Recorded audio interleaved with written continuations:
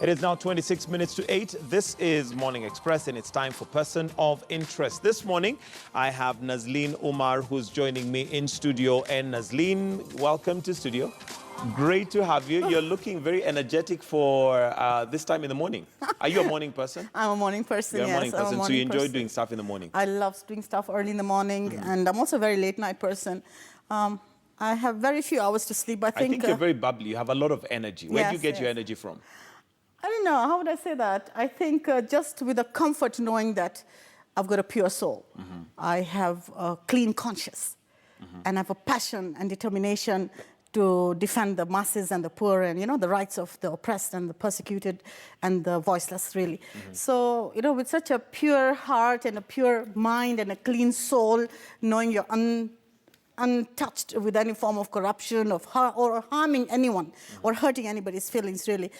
That's the energy I think I have. That's what gives you the energy. I think that goes. All right, and we'll get to that in just a bit. But tell me, who's Nazlin Umar? Who do you view yourself as, apart from Robin Hood, from what you've described yourself, saving the masses of the people? But what else?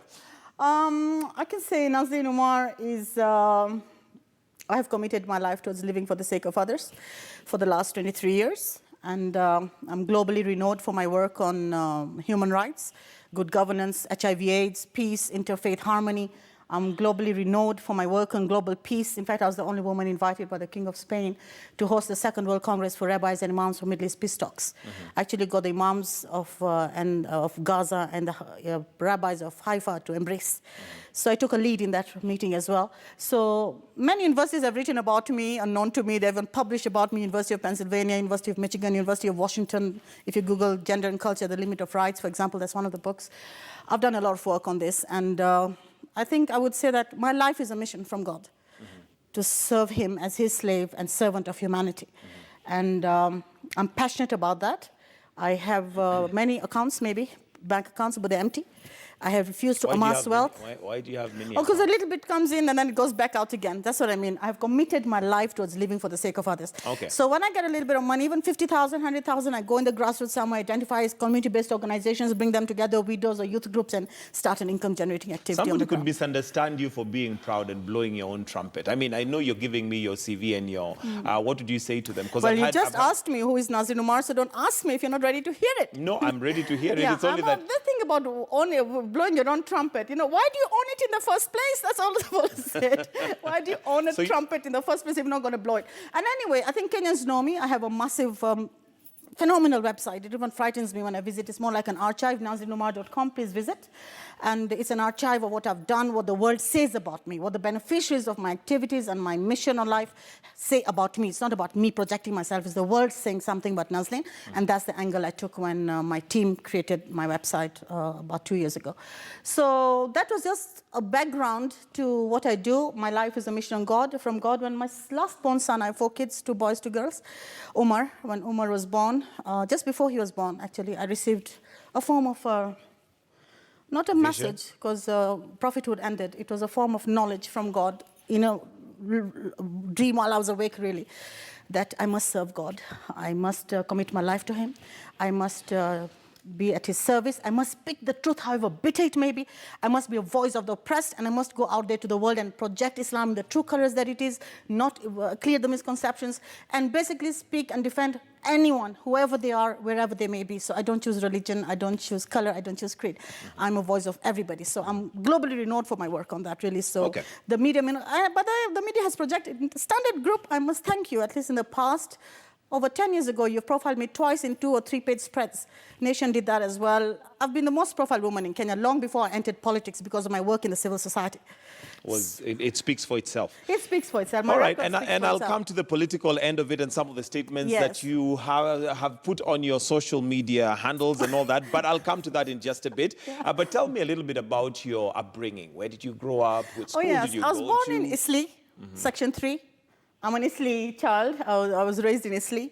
I'm Nairobi-based. I'd like you raising that. Actually, I'm a true Kenyan, beyond tribe. I would like to say that. Let me give you a bit of my history there. My great-grandmother, my mother's grandmother, was Kalenjin. Her name was Lango from Kapsabet. My father's grandmother, her name was Nzisa from Kitui, the only daughter of the famous chief called Sla. They were married to local settlers. My father's grandfather was Omar Khan. He was a colonel in the British Army as a doctor. And he fought the British Army, and he defended the rights of the oppressed and the poor, and he became a champion for the local people. So, and on my mother's side, Lango was married to a local Indian as well, settler, and they were freedom fighters. During the rebellion, the Mau Mau rebellion, their home back there in the Nandi area was raised. You know those old colonial houses which were raised? They used to host the Mau Mau and change their arms and host their ammunition and their arms and give them food. My mother remembers as a little girl being carried by the Mau Mau, red eyes and dreadlocks and all that. And my mother spoke 13 different dialects, Kalenjin, like water. My father spoke Kamba, Kikuyu, all these languages.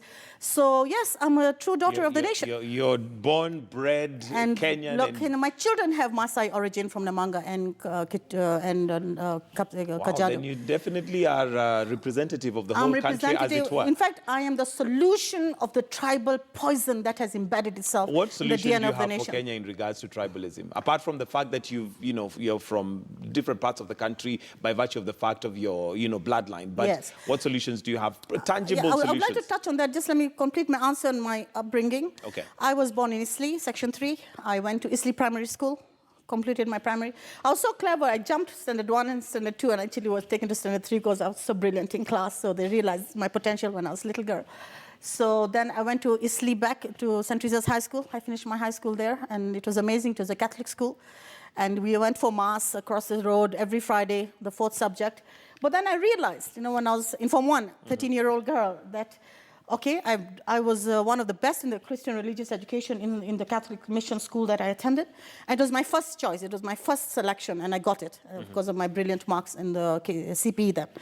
And I talked to the school board, and they agreed, but they needed a letter from my father, so I got my father to draft a letter for me. And the school allowed that they will have Muslim education. We can teach ourselves Islam instead of going to the church and being forced to go to church and literally take Holy Communion. I've taken Holy Communion and all that in that time. So, but the nuns felt that, no, we cannot employ an imam to teach you. So you'll have to teach yourselves. So at the age of 13, I learned Islam from my father, and I started teaching Islam in school.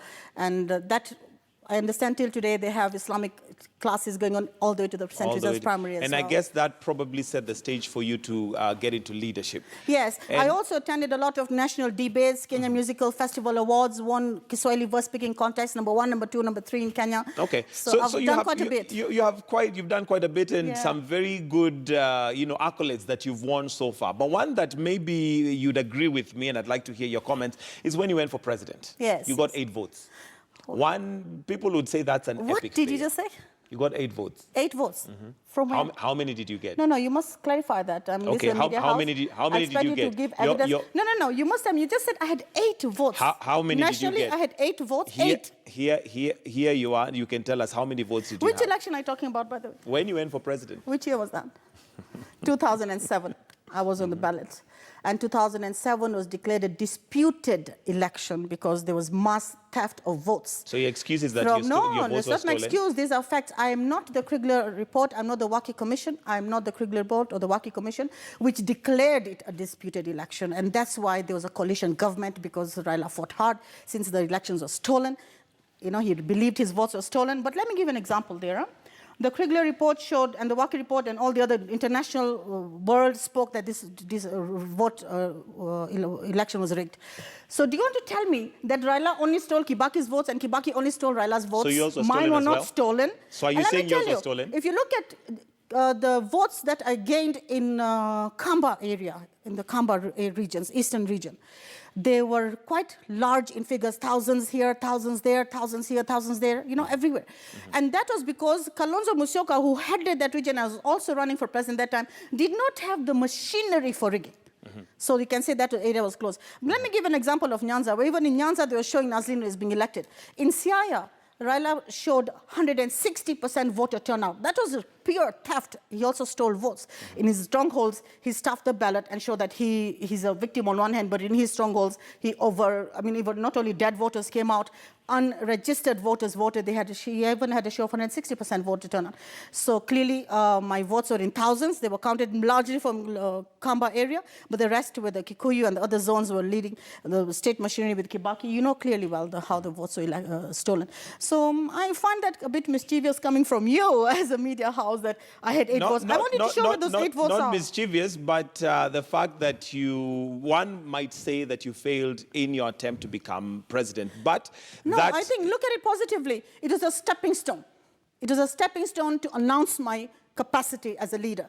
And secondly, in 2013, I wanted to run again, but I was persecuted by the state. They entered my name in the register of criminals, denying me a certificate of good conduct, so I couldn't run, well, without any crime, without any charges.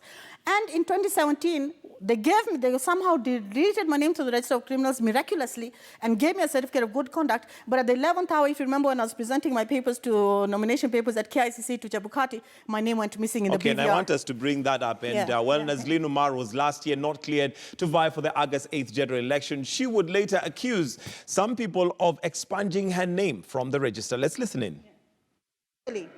Shown themselves today and maliciously not only blocked my name from the ballot, they've expunged my names from the register of voters in Kenya just to make sure that I cannot be on the ballot. Now, this is extremely malicious. It's extremely derogatory. It is an extreme act of pre-rigging of the election 2017.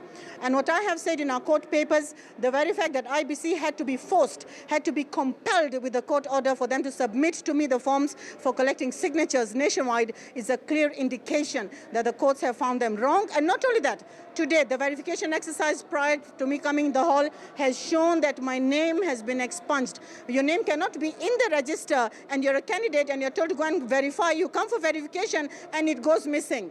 It doesn't get to feet, grow legs and walk away. They have maliciously expunged my name from the register of voters. Wow, quite a statement you for made that. there. And thank you, Mike. I appreciate that. Thank now, you. question here being, after that was done, have you done anything about that? Because if it's an illegality, there is a legal framework that should support what you say. Yes, I did try the frameworks and I did reapply, but IBC told me they cannot do anything for me. I should go back to court since I've sued them.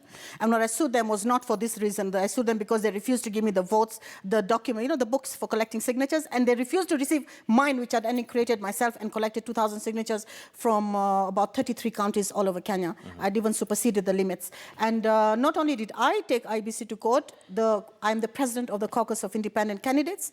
We are out of the 4,000 which ran in Kenya in the last general election, we are about 2,500 registered, and they've appointed me also as the president parallel to the sitting president. Okay. So question, do you still have presidential ambitions? Oh, yes. Okay. First of all, my question to you would be, just on the IBC expose there, is why are they so afraid of seeing me on the ballot?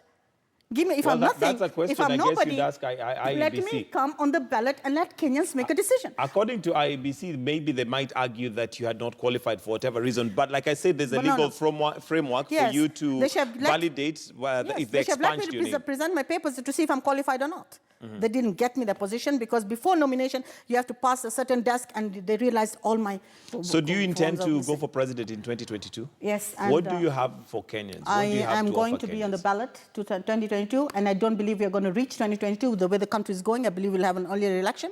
We may even have a need for a transition government, and I will be pushing for a referendum for the people, invoking the popular vote, popular version of collecting 1,000 signatures to compel the IBC to run a referendum in the people's Why do you think we're not going to get to 2022? I think when you come to corruption, I'll be able to answer that. We won't reach there. We can get there. We can get there now because, great, I mean, corruption is a huge problem that we have. Yes. What solutions do you have for corruption? One third of Kenya's revenue is being looted. 1/3 is going to pay appointed and elected officers, expanded, rather bloated sitting allowances, bloated fees, travel allowances, accommodation allowances, girlfriend allowances. It's ridiculous. So only 1/3 is actually going into doing things that we need done. Out of that 1/3, only half is going into development. So we can say it's only about 1/5 of our revenue which is going to development, and the rest is actually being looted and wasted and just being eaten away by And that might corrupt come out officers. as common knowledge to every Kenyan. So what solution do you have as potential president for the country? I would say that, well, you know, after my names were deleted from the voter register, maliciously, I declared a boycott for the general election. I declared a boycott. I did not vote for anyone. I wanted to vote for myself. But seeing Uhuru's sudden change of heart in coming out to say, okay, I want to kill corruption.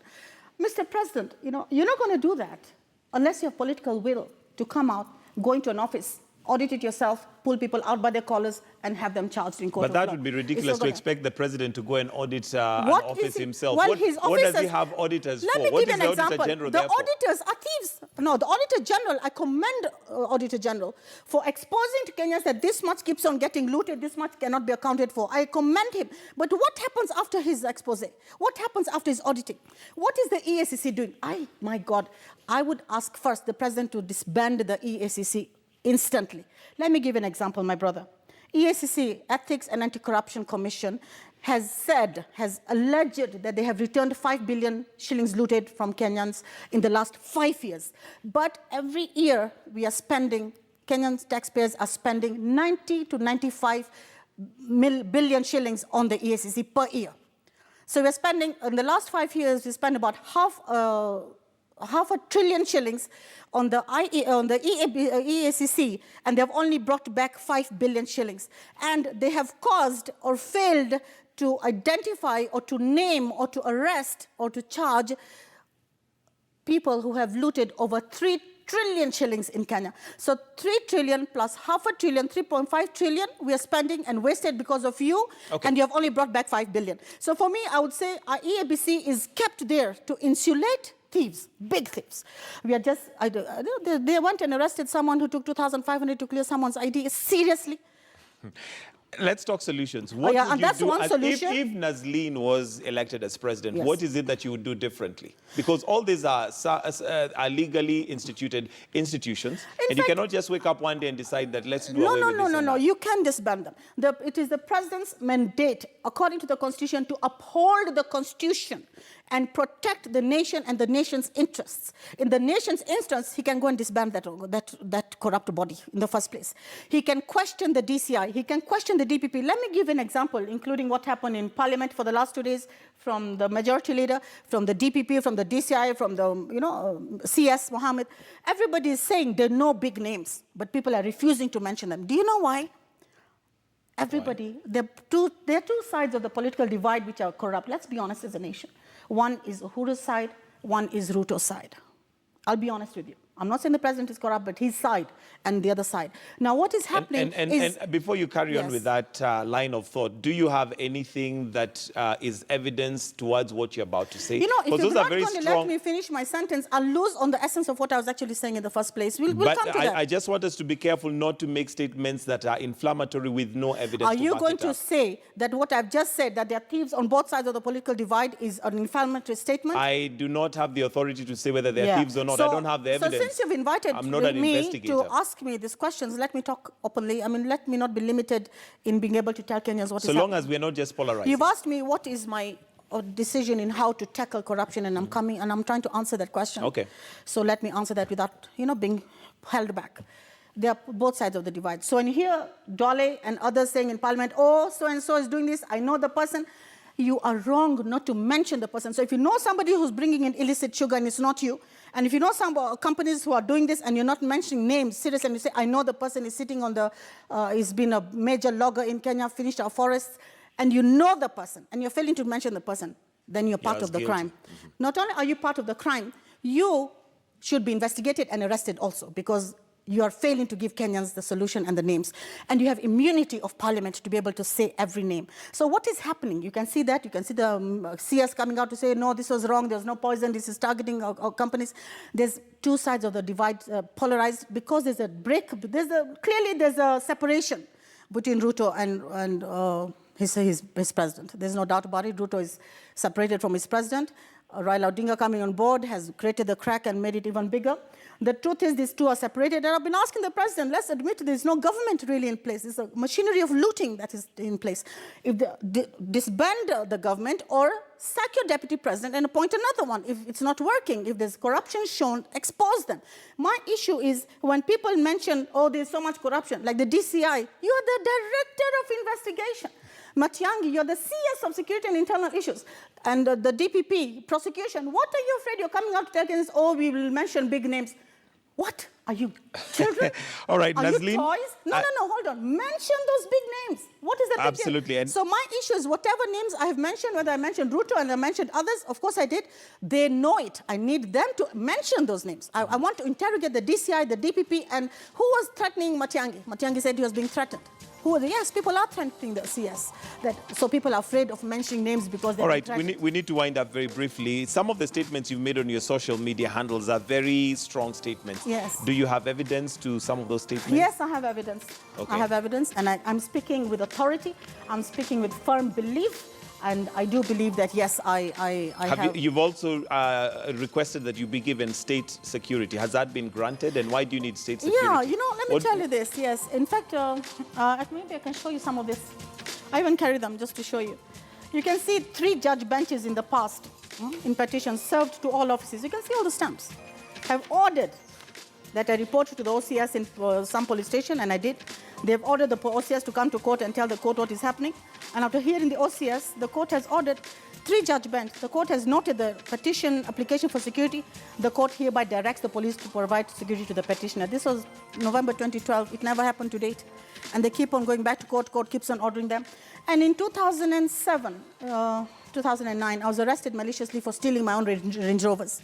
Yet the Kenya Revenue had declared their mine. I even sued them. Kenya Revenue stealing court says they are mine.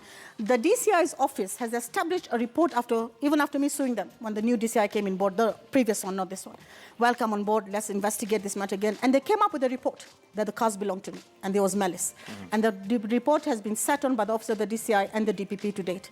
Yet that court, when I submitted to court, the court was shocked because the DPP, the DCI, the Attorney General, the IG, that time the Commissioner of Police, all came to court and conceded the surrender to my application and my claims of being persecuted and under witch hunt. And look at what order the court gave. The respondents, their agents and servants, and whosoever be and hereby stop from harassing, persecuting, arresting, prosecuting, or instituting any case against the petitioner, her children, her agent, and her servants. All right. So basically what I'm telling you, all these court orders, 1, 2, 3, 4, 5 courts, have seen that I'm being persecuted, I'm being arrested. All right. And do you know, just a moment, I have faced gunmen on 4 occasions. We have been shot at with my children. This has happened. Outside the courts, we have been surrounded by vehicles and pointed at guns with witnesses. Those witnesses, one is the chairman of the Workers' Congress Party, which I ran for in the last 2000 general election. One is the reverend of the church. We went to the IG's office. We put our complaints everywhere, even for the witness protection. Everybody runs away from taking Nazlin, I think we need half a day with you at this rate, but we're yes, out of time. And, yes. They say that time waits for no man. Yes. In just a second, what is your solution for Kenya? I would... I'm opposed to the government. Of course, there's no doubt about that. I'm the most vocal opposition, the only one remaining. The rest have all amalgamated into one corrupt scheme calling itself a government. But I'm happy on one condition, that the president has now come up and said that he wants to fight corruption. So let me tell you the way. None of your officer, Mr. President, is able to do this. I'm willing to work with the government free of charge, don't pay me. The same government that you're calling illegal. On one condition. Appoint me as head of anti-corruption. I will work for free, and I can only do this on one condition, that the president gives me that appointment, only answering to him. The EACC, the DCI, the IG, the CS of security, and the DPP all are answerable to me. I think I want to do that. Yeah, I'll be happy to work with the president on that. Like a tall order, but because of time, we'll have to wind up right there. Nazlin Umar, thank you very much for joining us this morning. It's been nice having you as a person of interest right here on Morning Express. We are going to have to take a break right now, and Tech Central is lined up for you, so do stay with us right here on Morning Express.